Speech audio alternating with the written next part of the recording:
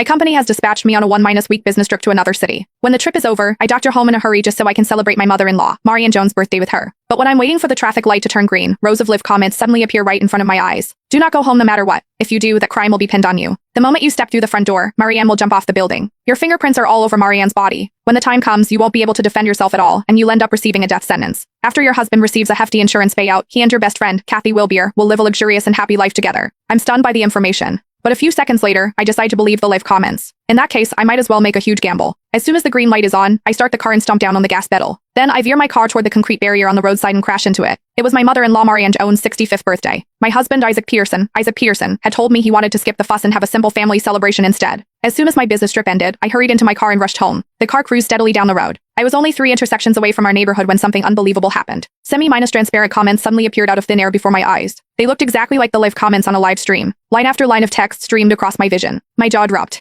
Thinking my eyes were deceiving me, I rubbed them hard several times. The comments stayed right where they were, stubbornly refusing to vanish. More warnings continued to flood in. It's over. Jess is almost home. She's walking straight into the trap. Jess, your husband is going to find an excuse to leave you alone with Marianne so he can frame you. Whatever you do, don't go inside. At exactly 7 Anna, and Marianne will fall to her death. They're setting you up to shoulder the blame for her murder. Don't trust your best friend, Kathy Wilbeer. She's been sleeping with your husband behind your back, and they're plotting to get rid of you. My mouth hung open in shock. I rubbed my eyes again, wondering if I was hallucinating. However, the live comments still hovered stubbornly before me. My heart pounded violently in my chest. How could Marianne suddenly fall from a building for no reason? And why would Isaac and Kathy try to frame me? Countless questions ran through my mind, leaving my thoughts in complete chaos. Just then, my phone on the center console chimed twice. A few messages from Isaac appeared on the screen. Darling, are you almost home? My boss just called. There's an emergency at the office, and I have to deal with it immediately. Go ahead and cut the cake with Mom without me. I'll be back as soon as I can. The moment I finished reading those 3 messages, I felt the blood drain from my face. Was this really just a coincidence? Of all times, he had to leave right when I was about to get home. If the comments were telling the truth, then the moment I walked through that door, only Marianne and I would be left inside. When Marianne fell to her death, every accusation would point directly at me. The fingerprints I'd left all over the scene would become irrefutable evidence that nailed me to the crime. By then, no matter how much I tried to defend myself, nobody would believe a word I said.